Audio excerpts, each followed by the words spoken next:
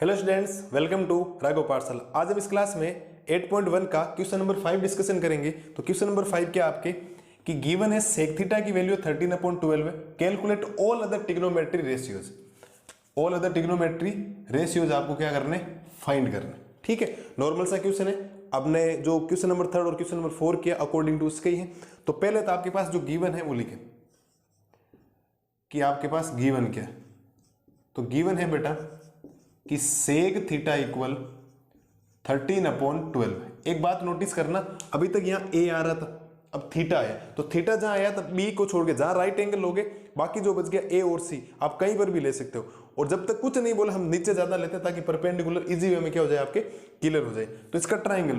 तो मुझे एक बात बताओ, आपने ट्रिक क्या पढ़ी थी? पाकिस्तान भूखा प्यासा अपॉन हिंदुस्तान हरा भरा पढ़ी थी। ये तो ट्रिक याद ही रखनी, मैं हर बार लिख रहा हूं, बार बार लिखूंगा 10 क्वेश्चन हम तब तक याद हो जाएगी वैसे भी। ठीक है, तो सेक थीटा का मतलब होता है 5 नंबर। 5 नंबर मतलब h/b। तो इसकी वैल्यू होती है h/b। मतलब हाइपोटेनियस है 13 और बेस है 12, मतलब इसका मतलब परपेंडिकुलर फाइंड करना है। तो पहले बनाते हैं इसका ट्राइंगल। ट्राइंगल में ये ए साइड, ये बी, ये सी, ये हो गया 90 डिग्री। अब थीटा लेना है तो मैं थीटा यहां लेना चाहूंगा। आप ए पर भी ले सकते हो, कोई फर्क नहीं पड़ेगा, लेकिन थीटा यहां लेते, ये परपेंडिकुलर, ये हाइपोटेनियस, ये क्या हो जाएगा आपका बेस हो जाएगा। थीटा यहां ले लिया, जब तक थीटा दे रहेगा थीटा नीचे लिएगा ताकि परपेंडिकुलर इजी वे में क्लियर हो जाए।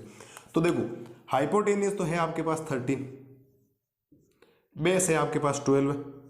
अब आपको फाइंड करना परपेंडिकुलर। तो आप लिखेंगे right angle triangle in right angle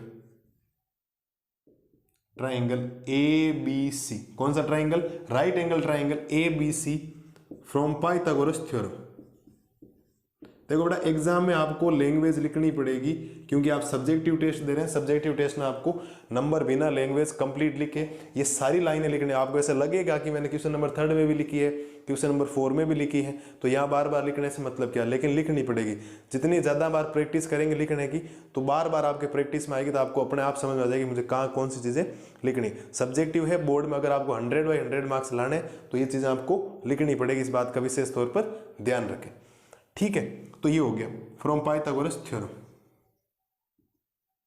Pythagoras theorem क्या कहता है कि हाइपोटेनियस का स्क्वायर इक्वल परपेंडिकुलर का स्क्वायर प्लस बेस का स्क्वायर। हाइपोटेनियस की वैल्यू है 13, तो आप लिखेंगे 13 का स्क्वायर इक्वल परपेंडिकुलर आपको फाइंड करना है, तो परपेंडिकुलर का परपेंडिकुलर रहेगा प्लस बेस है आपके पास 12 का स्क्वायर। 13 का स्क्वायर होता है 169 इक्वल हो जाएगा परपेंडिकुलर का स्क्वायर प्लस 12 का स्क्वायर होता है 144। इस 12 के स्क्वायर को इधर ले आओ तो प्लस का इधर आने पर किस में चेंज हो जाएगा, माइनस में। तो आप लिखेंगे 169 प्लस का ट्रांसफर हो गया 144 इक्वल हो जाएगा परपेंडिकुलर स्क्वायर। तो परपेंडिकुलर स्क्वायर इक्वल माइनस करोगे तो 25 बचेगा और परपेंडिकुलर की वैल्यू आएगी आपके पास √25। तो परपेंडिकुलर कितना आएगा आपके पास 5। कितना आएगा 5 आएगा। यहाँ कोई सेंटीमीटर नहीं है तो आप नहीं लगाए, यूनिट लगा सकते हो ऐसे। ठीक है, तो परपेंडिकुलर आ गया आपके पास 5। अब क्वेश्चन में बहुत शानदार चीजें पूछी गई आपसे, बाकी के सारी ट्रिग्नोमेट्री रेशियोज पूछ लिए, मतलब से इसको छोड़कर पहला ट्रिग्नोमेट्री रेशियोज कौन सा होता है? पहला होता है साइन थीटा। कौन सा होता है? Sine theta. तो हम साइन थीटा फाइंड करते हैं। पहले हम फाइंड करेंगे साइन थीटा। तो साइन थीटा क्या होता है? Perpendicular upon hypotenuse. Perpendicular upon hypotenuse. तो परपेंडिकुलर कितना है 5, हाइपोटेनियस है 13, तो वैल्यू आएगी 5/13। सेकेंड नंबर आता है कोस थीटा। कोस होता है बेस अपॉन हाइपोटेनियस। तो बेस है आपके पास 12, हाइपोटेनियस है 13, तो वैल्यू आएगी 12/13। नंबर थर्ड में आता है टेन थीटा। नंबर थर्ड में देखो P/B मतलब perpendicular upon base. Perpendicular upon base का मतलब हो गया परपेंडिकुलर है 5, बेस है 12, तो वैल्यू आएगी 5/12। नंबर 4 अगली वैल्यू है कोट थीटा। कोट थीटा होता है B/P, बेस अपॉन परपेंडिकुलर। तो बेस क्या होता है 12, परपेंडिकुलर है 5, तो यहां वैल्यू आएगी 12/5। नंबर 5 सेक थीटा फाइंड नहीं करना, सेक थीटा ऑलरेडी दे रखा है, तो फाइंड हम करेंगे कोसेक थीटा। क्या फाइंड करेंगे? Cosec theta. Cosec theta last में आता है h upon p, hypotenuse upon perpendicular. Hypotenuse upon perpendicular, hypotenuse 13 है और परपेंडिकुलर है 5, तो वैल्यू आएगी 13 अपॉन 5। ये इन क्वेश्चनों के आपके पास फाइनल के आगे आंसर आ गए। साइन थीटा की वैल्यू आई है 5 अपॉन 12, कोस थीटा की वैल्यू है 12 अपॉन 13, टेन थीटा है आपके पास 5 अपॉन 12, कोड थीटा है आपके पास 5 अपॉन 12, सॉरी 12 अपॉन 5, और कोसेक थीटा है 13 अपॉन 5। ये इन क्वेश्चनों का आपके पास फाइनल क्या आ गया?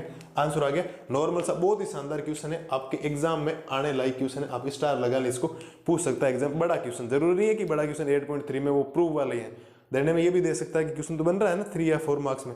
क्वेश्चन क्या था? सेक थीटा था, सेक थीटा की वैल्यू थी 13 अपॉन 12, h अपॉन b किया, हाइपोटेनियस वगैरह निकाले, बाकी सारी अदर ट्रिग्नोमेट्री रेशियो जो बच गए सेक थीटा के अलावा साइन, कोस, टेन, कोट, कोसेक, पांचों बच गए, उनकी वैल्यू फाइंड करने के लिए आपको ट्रिक याद होनी चाहिए, PBP HHB, पाकिस्तान भूखा प्यासा, हिंदुस्तान हरा भरा।